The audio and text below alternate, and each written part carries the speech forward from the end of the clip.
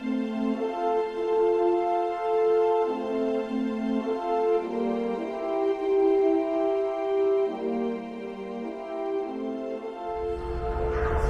at the Ennis National Texas Polka Festival.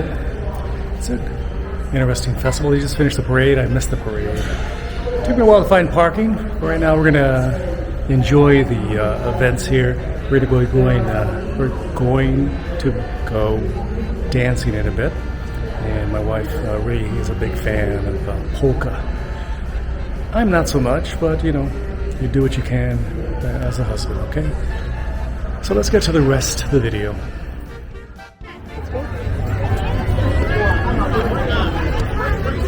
Now we're outside just checking out the scene. A lot of folks walking around enjoying the ambiance. It was a nice day. It was a little bit humid, but we had a little bit of a cool breeze that offered a little bit of a respite.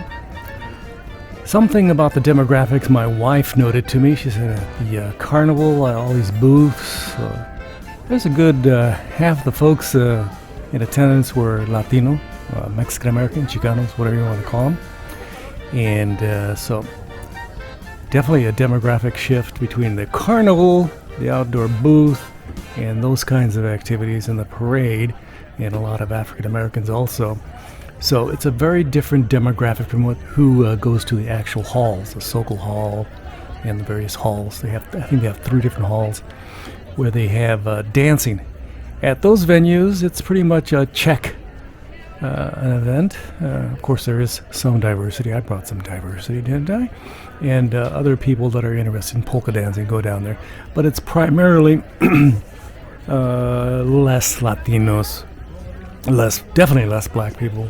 And but the music was very nice. A lot of Latinos like polka music, like myself, especially when they played several polkas that come from Mexico, that come from San Antonio, and very nice. I grew up with this music. There's a certain type of Tejano music, a certain type of Texas polka music that I grew up with, and I really enjoy it quite a bit. It reminds me when I was a little snotty-nosed kid back in San Jose, California. My parents would take me to Tejano dances. I'd sit down there and be bored, and to weddings, quinceañeras, birthday parties, picnics at the park, at Elm Rock Park, etc., etc. And to the beach, Santa Cruz Beach and Boardwalk. We'd listen to Tejano music.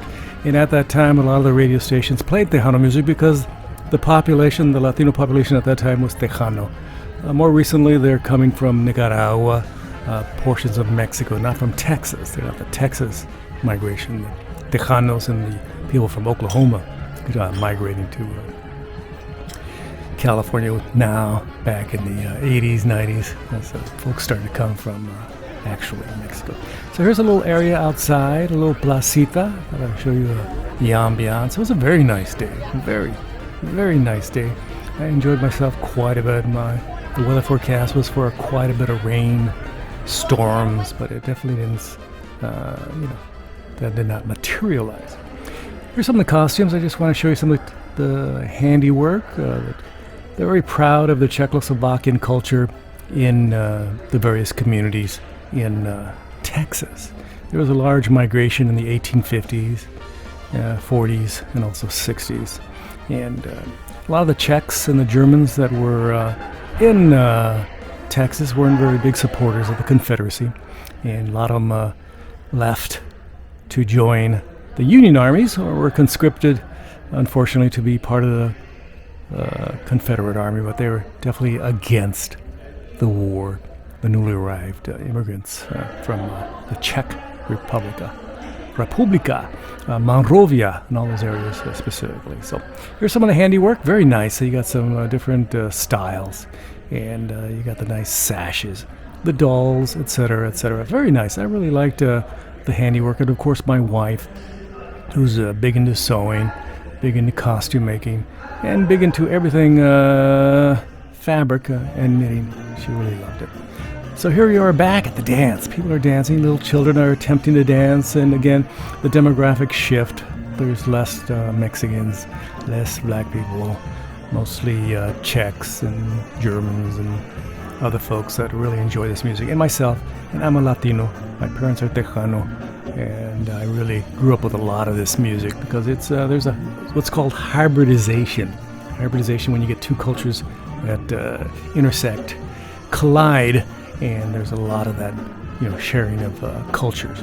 Just like the Mexican vaquero, these people from Georgia, Alabama, all over the United States, and migrants from Germany and Czechoslovakia and other countries, they adopted a lot of the customs and the dress of the Mexicans, the sombreros, the boots, being cowboys, stuff like that. They learned a lot. Yeah, previously the longhorn was called the Mexican longhorn. Of course, they chopped that part off. It's no longer the Mexican longhorn, it's just longhorn. So here they are dancing, and I'll let you enjoy some of the music for a little bit, and I'll be back a little bit later, okay? So enjoy the music. If you have any questions, comments, or suggestions about this video, feel free to contact me. Leave your comments below. I'll check it out. You may have different opinions than me. I understand. We're not all the same. We're not exactly, we don't come from the exact same mold. Coming up in a bit, we're going to be showing you some chow. I love chow. Do you love chow?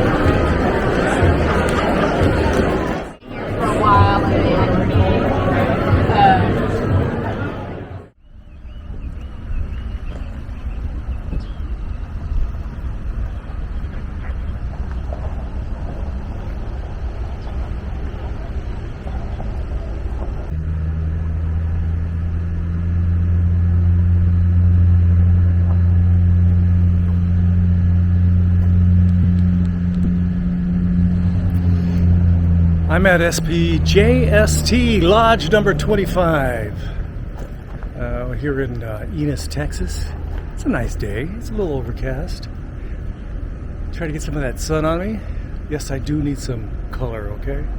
So we've been going from hall to hall, Sokol Hall, this hall, all the different halls to check out the different dancing and food, of course. And I just had a cerveza, Pilsner Urquell from the Czech Republic. Very nice beer. So I'm going to go inside and show you what's happening, and we'll enjoy that. Let's go.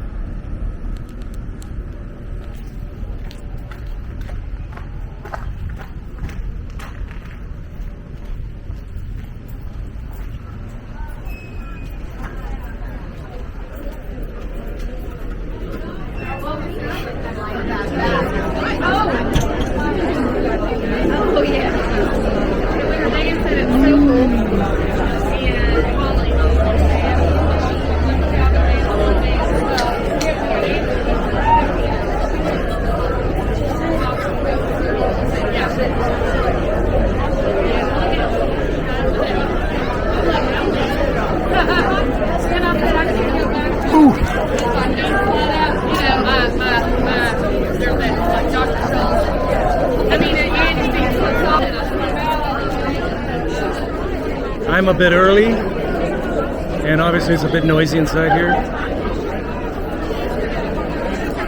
So we're going to get into it in just a bit. The dancing, the food at this hall. Each hall has a different band. So, what do you think?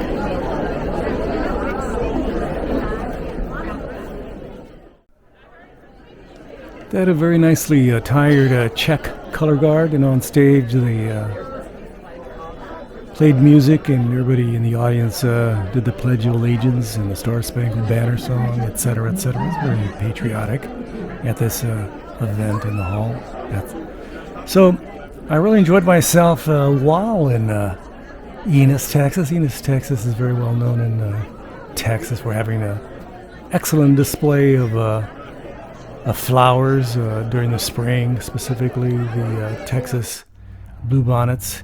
And here we are at Sokol Hall. This is a different hall, and they were just about closing up, and they had some music playing. I really enjoyed the music. They had a band that had a lot of Tejano styles to them. They weren't strictly Czech. I'll be very sure.